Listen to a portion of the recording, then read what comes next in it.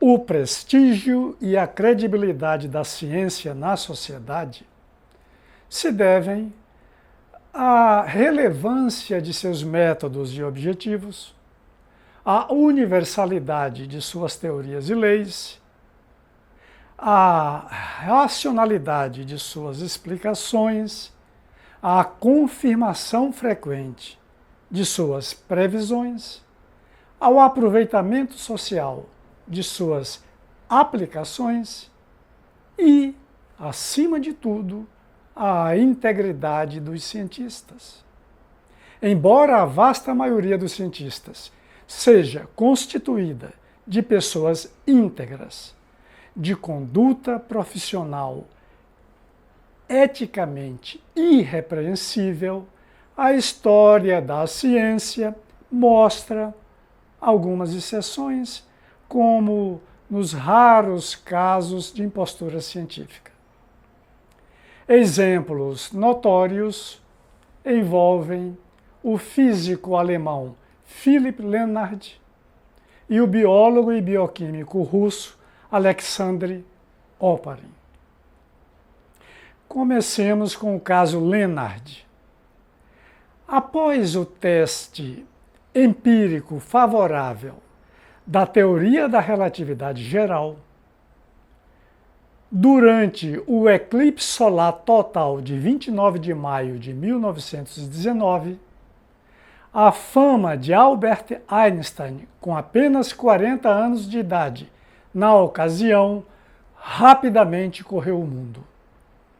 A relatividade geral previa o encurvamento de um feixe de luz proveniente de uma estrela pelo campo gravitacional do Sol.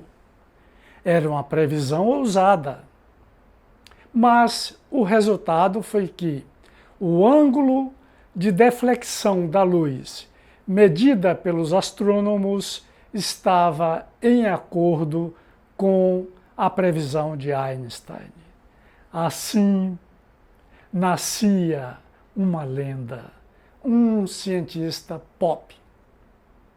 Ao que parece, a magnitude da fama de Einstein e o fato de ser ele um cientista judeu despertaram o ódio de alguns físicos alemães, inclusive com carreiras muito bem-sucedidas. Entre estes, destacava-se Philipp Lenard, laureado com o Prêmio Nobel de Física em 1905 por suas pesquisas com raios catódicos. Lenard era um físico experimental e duvidava do trabalho teórico. Einstein era um físico teórico. O ódio a Einstein aumentou quando ele ganhou o Nobel de Física em 1921. Lenard chegou a publicar uma carta de protesto contra a premiação. Ele foi um dos raros físicos de renome a abraçar a ideologia nazista, fundamentalmente racista, da superioridade ariano-germânica e a atacar o que chamava de física judaica, em defesa do que para ele era a verdadeira física, a física, entre aspas, ariana. Ele dizia que a relatividade era uma fraude judaica.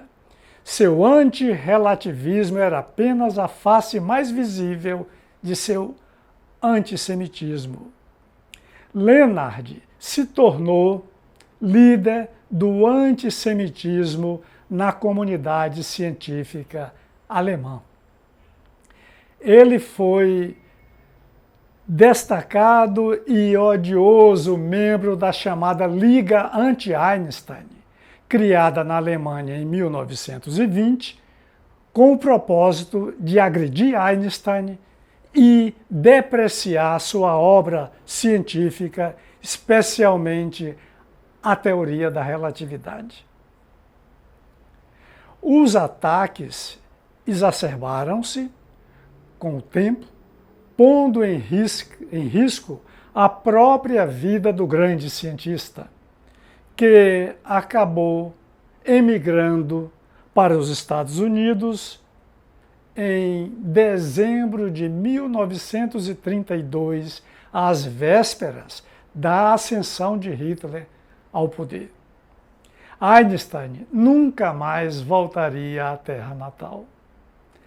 Durante o regime do Terceiro Reich, de 1933 a 1945, a relatividade e outras teorias judaicas foram eliminadas dos livros-texto alemães.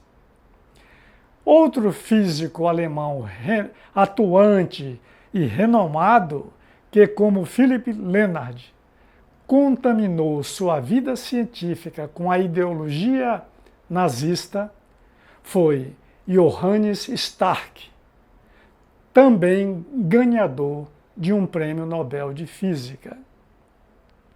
Nem seria necessário dizer, até porque já foi dito em vídeo anterior, que a ciência alemã, antes de Hitler, era líder mundial.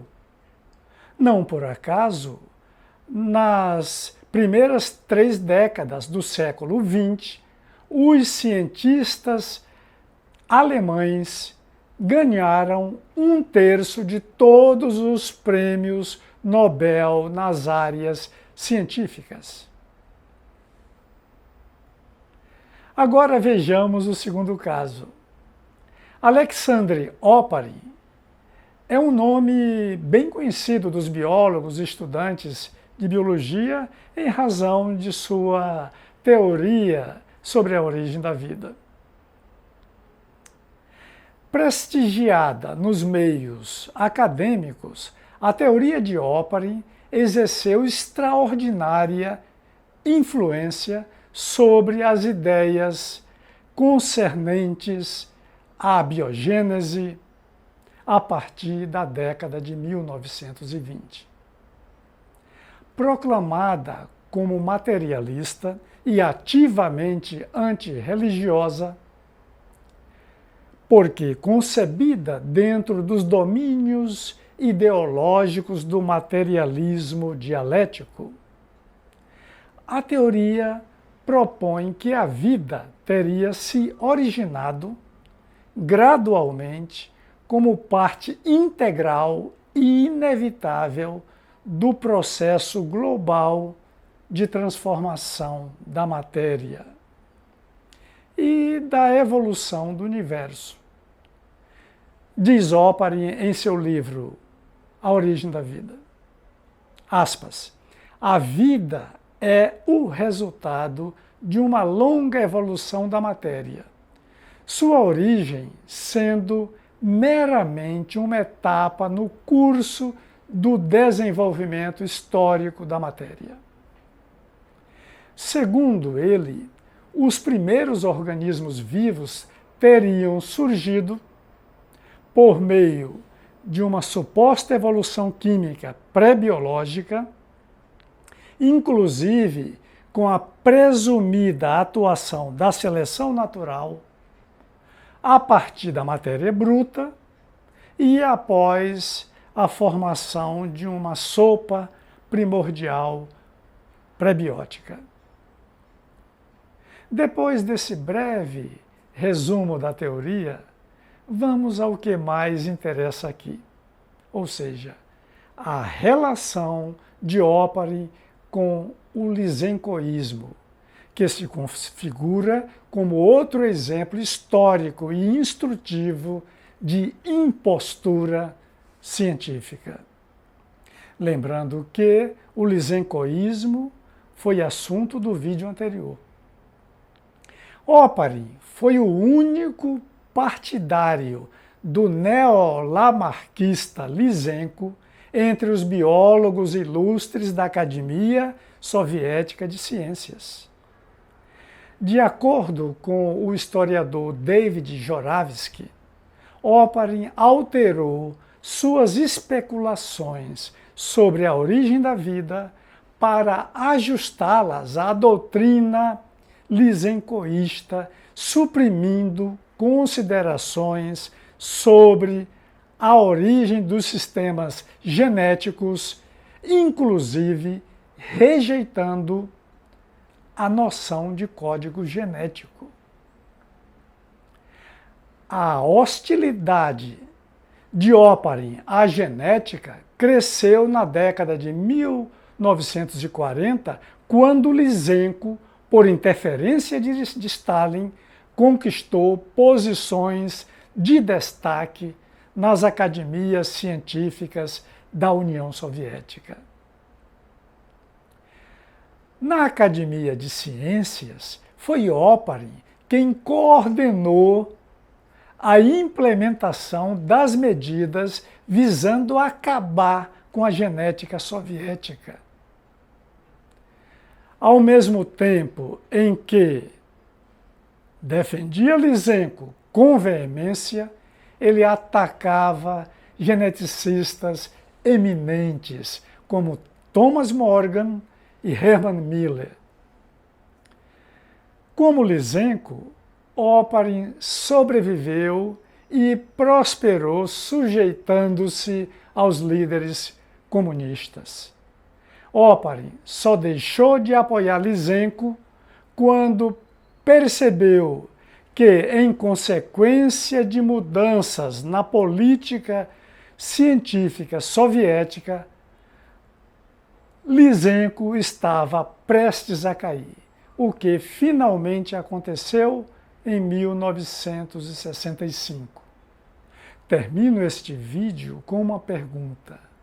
Onde estava Alexandre Oparin quando Nikolai Vavilov, o mais proeminente geneticista soviético, foi perseguido e morto em 1943 por Lysenko e seus cúmplices? As fontes bibliográficas utilizadas encontram-se abaixo na descrição. Obrigado por assistir, inscreva-se em nosso canal Conversando sobre Ciência e compartilhe.